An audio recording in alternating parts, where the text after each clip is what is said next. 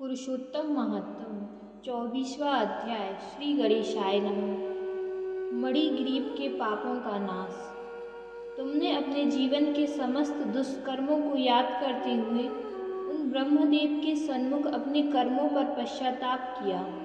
चोरी, हिंसा, मद्य सेवन, परस्त्रीगमन आदि द्वारा अपने जीवन में पापों का जो संग्रह किया था उसको उनके सामने स्वीकार करते हुए तुमने उनसे प्रार्थना करते हुए कहा, हे ब्राह्मण, आपने हमारे जीवन को अनायास ही आकर धन्य किया है। अब आप हमारे ऊपर यह कृपा करें जिससे हम इन दुष्कर्मों को त्याग कर सुखी हो सकें। ऐसा कहकर जब तुमने उनसे अपने आगे के जीवन के लिए उपदेश देने की प्रार्थना की तब उग्रदेव बोले, हे महाभाग, अब तेरा कल्याण ही होगा।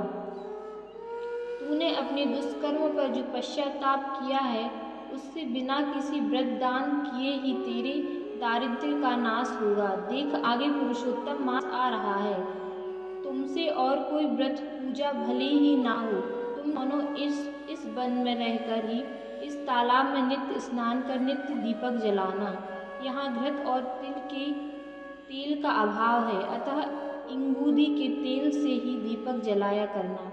पुरुषोत्तम मास में दीपदान धन धान्य की वृद्धि करता है, बांझ को संतान, स्त्रियों को सौभाग्य, विद्यार्थियों को विद्या और मोक्ष की इच्छा वाला मोक्ष प्राप्त करता है। इस प्रकार कहकर ब्राह्मण तो श्री कृष्ण हरि का स्मरण करते हुए आगे चले तो तुम दोनों स्त्री पुरुष उनको उस निर्जन वन में बहुत दूर तक पहुंचाकर प्रसन्न मन वापस लौटे।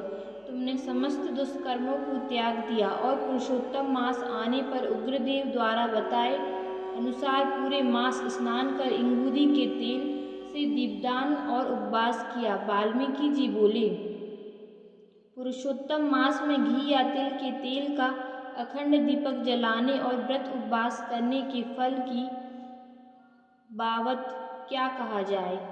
राजन, तुम दोनों ने इसी पुरुषोत्तम मास के व्रत के प्रभाव से इस ऐश्वर्यपूर्ण जीवन को पाया है।